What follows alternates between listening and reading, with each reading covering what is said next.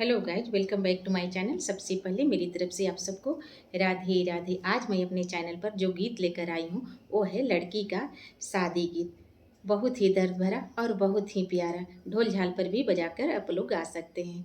अंत तक देखिएगा, बहुत ही अच्छा लगता है। अगर अच्छा लगेगा तो लाइक शेयर सब्सक्राइब ज़रूर कर दीजिएगा और नए होंगे तो बेल आइकन को प्रेस कर दीजिएगा ताकि मेरे नए नए वीडियो का नोटिफिकेशन आप लोग के पास तुरंत चला जाए। अरे नंदन बनवा में दुई रे समधिया, नंदन बनवा में दुई रे समधिया, कि दोनों समधि खेले जुआ साथ रे। ललनवा की दोनों समधि खेल जुआ साथ रे। ललनवा खेलता खेलता भैले ठीक दोपहरिया हो, खेलता खेलता भैले ठीक दोपहरिया, कि हार गईले बेटी के बाप रे। लानवा से हार गईले बेटी के बाप रे। लाना उहवा से उठी समधी अइले घर आंगनवा हो, उहवा से उठी समधी अइले घर आंगनवा, कि आंगना में बैठे मनवा मार रे।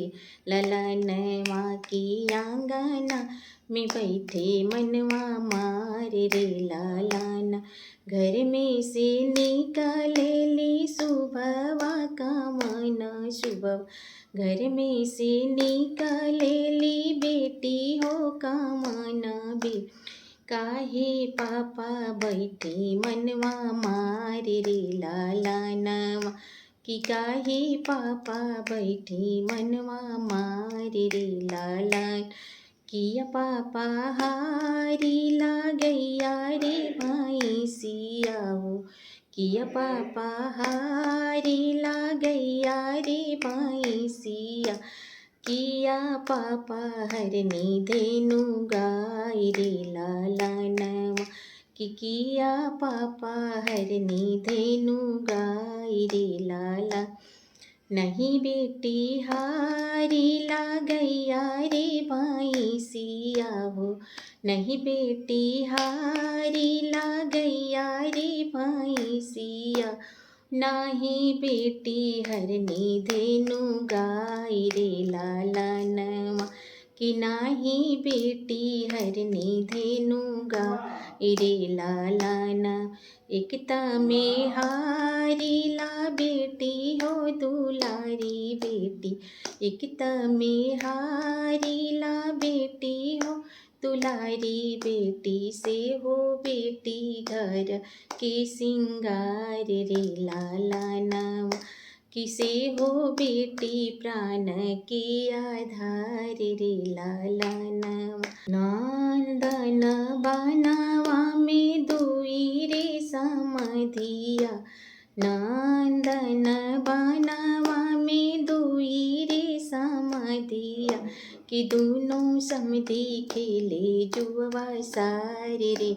ललनवा की दोनों समधि खेले जुआ सारे रे। ललनवा खेलता खेलता भैले ठीक दोपहरिया हो, खेलता खेलता भैले ठीक दोपहरिया, की जीत गइले बेटा के बाप रे। लालानवा कि जीत गइले बेटा के बाप रे। लालानवा उहवा से अइले समधी अपना घर आंगनवा हो, उहवा से अइले समधी अपना घर आंगनवा हो, दुआरा पर बैठे खुशहाल रे। लालानवा कि दुआरा पर बैठे मुस्काई रे। लालन अपना अटरिया से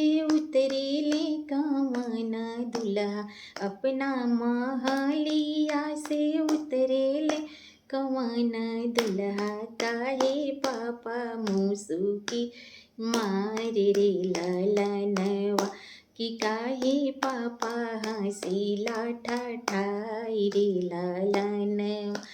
कया पापा जीतिला गैया रे भैंसिया हो, किया पापा जीतिला गैया रे भैंसिया। ओ किया पापा जितनी धेनु गाय रे ललनवा। कि किया पापा जितनी गले हार रे ललनवा। नहीं बेटा जीतिला गैया रे भैंसिया हो, नहीं बेटा जीतिला गैया रे भैंसिया हो, नहीं बेटा जीतिला गैया रे भैंसिया हो। नहीं बेटा जितनी देनु गाय रे ललनवा। कि नाही बेटा जितनी गले हार रे ललनवा। एकता में जीतिला शुभवा कामना शुभवा। एकता में जीतिला शुभवा कामना शुभवा। से हो शुभवा घर के आधार ही ललनवा।